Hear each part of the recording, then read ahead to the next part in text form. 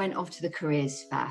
Knew I had numerical skills, logical skills, and I basically got blanked by almost every person at every stall.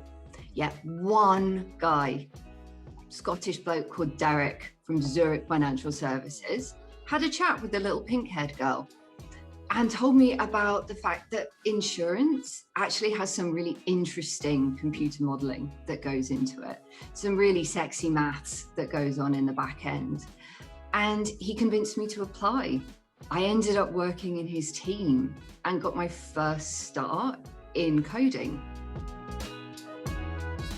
So I went and worked in an exam board where I was lucky enough to do the data analysis apprenticeship that I now teach. Go into my first meeting with my instructor in my cohort, and I'm surrounded by men, but I'm kind of used to that. And then when calling on me to answer a question, my instructor referred to me as little lady. After using my colleagues' names, gotta say, my manager was not having any of it. And it just shows the importance of an ally. That instructor for the rest of my course realized that I was not someone that was going to let myself be diminished because of my gender.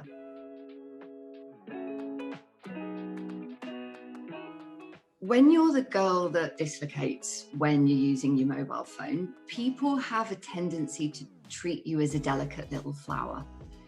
Everything is framed in terms of what can Steph not do, rather than thinking, what can I do? What can I bring to the table that is different to everyone else because my lived experience is not of the norm? And that makes you ashamed to ask for help. Once you find a company, or more specifically a manager, that views you in terms of your skill set, in terms of your strengths, and specifically for me, what I can bring that they can't, that completely flips that relationship on its head. And you can make more progress in a 6-month period than you have over the past decade. The community I would be most involved with is Ada's List, which is a community that aims to increase female representation in the tech sector, not just at entry level, but all the way up to the boardroom. It's a network of women that will open up opportunities to people from a diverse range of backgrounds. Because by being part of this community, you're showing that this is what you want. I had an incredible mentor when I was doing my apprenticeship. Her name is Kate. And she was VP in tech at this education company I was working at. And just having someone that I felt represented by in that position was a massive thing working in that company. The sense that someone believes in you can make you feel like you can climb mountains, even when you're on crutches in a sling.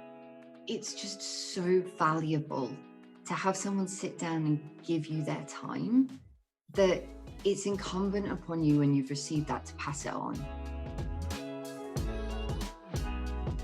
There is nothing more exciting than just getting this set of numbers that when you look at it, makes your eyes blur and you've got no idea what you're going to find. But by digging into it and asking the right questions, you can find out the craziest insights about people's behavior, about the behavior of systems.